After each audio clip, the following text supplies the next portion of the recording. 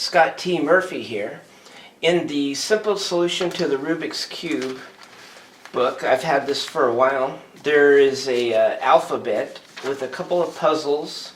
You can spell the word Ohio and also Jack. It was a little difficult for me to figure it out, and I'm going to show you how to do it real easy. First, you can pick a color that you want. I'm going to pick green for the front, orange for the top.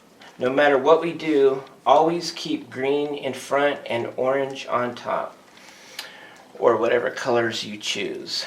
So we're going to go top clockwise, right twice, top clockwise, the front twice, the top counterclockwise, the left twice, the top clockwise, left twice, bottom is going to be clockwise, right clockwise, top clockwise, left counterclockwise, right clockwise, bottom clockwise, top counterclockwise, left counterclockwise, front clockwise, and then we're going to go top twice, right twice,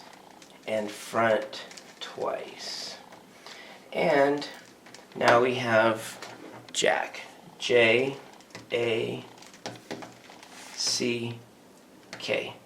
Hope you enjoyed this video. Please subscribe. Thank you.